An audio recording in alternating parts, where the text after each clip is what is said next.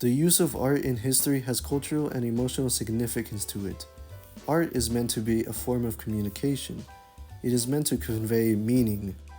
Because of this, art can be a powerful tool to communicate to the viewer what you want to convey to them. Many historical figures have used art as a form of propaganda to build an idealized self image onto the people they want to influence. One such historical figure is Napoleon Bonaparte. To solidify his rule over France, he knew he had to portray himself as a powerful person.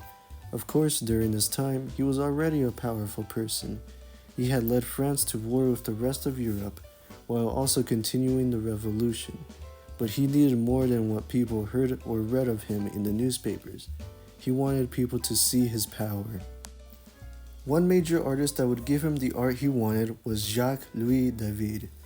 Three of the artworks produced by him that depict Napoleon as a powerful person are Napoleon crossing the Alps, the Emperor Napoleon in his study at the Tuileries, and the coronation of Napoleon. We'll begin by analyzing Napoleon crossing the Alps. The significance of this event is well known. Napoleon moves his entire army through the mountains as a surprise attack against the Austrian army in Italy, resulting in a victory. The painting itself is very idealized. Napoleon is seen riding a horse up the rigorous terrain, along with what looks like difficult weather as well. However, Napoleon himself is depicted as being very calm and collected. Anita Bruckner, in her book Jacques-Louis David, a bibliography on the man, explains that when David proposed to paint him sword in hand, Napoleon, who only recognized troops of the more literal kind, replied that battles were no longer won with the sword and that he wished to be painted calm and on a fierce horse. It is also elaborated more in the book that Napoleon himself wasn't even present to model himself in his own painting. Instead, David had to use his own son to model Napoleon. As a result, he had to idealize what Napoleon would have looked like.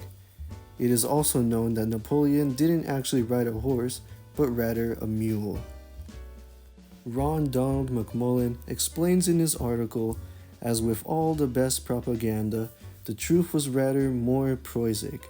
Napoleon had in actuality made the journey in fine weather conditions. Similarly, although David based the rearing horse on an equestrian statue of Peter the Great, in reality Napoleon had ridden across the Alps on a mule. Now let's analyze the Emperor Napoleon in his study at the Tuileries. The historical context behind this painting has to do with the fact that France was in a legal mess. France had a very diverse and outdated legal system at the time, so he created the Napoleonic Code to better unify France under the ideals of the Revolution. The National Gallery of Art explains that David shows Napoleon Bonaparte working tirelessly for the people of France. The clock reads 4:13, the early morning. The candles are almost extinguished. The emperor's hair is disheveled, his stocking rumpled. He has spent the entire night drafting the Napoleonic Code, France's first civil law of code.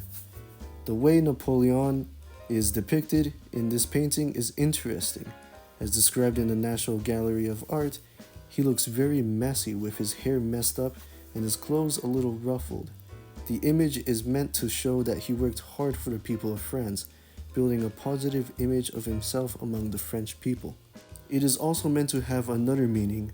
When David was producing this painting, Napoleon's power was beginning to fall. As Dr. Brian Zygmunt states, David skillfully and subtly depicts Napoleon's transition from omnipotent ruler to fallible commander. In this regard, David's portrait can be seen as a painted contemporary version of the Greek sculptor Glykon's statue, the Wary Hercules, a small bronze copy that David likely saw in the Louvre. Like the mighty Hercules, Napoleon had once been an all-powerful leader. Finally, we'll look at the coronation of Napoleon.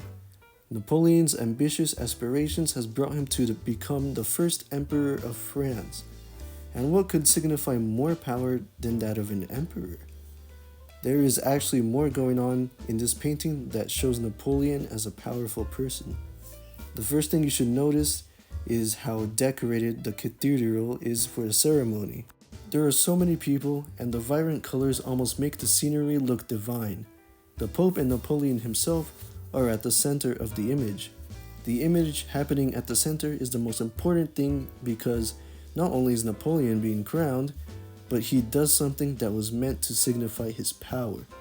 As Philip Dwyer explains, the Pope appeared to crown him.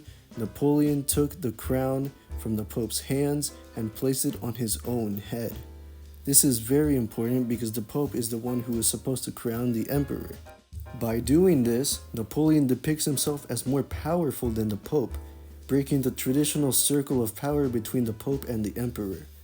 In the book Napoleon, the man behind the myth, Adam Zamoyski, explains that he interprets the coronation as a calculated political act designed to legitimize Napoleon's authority and establish a new imperial dynasty, rather than a mere ceremonial tradition.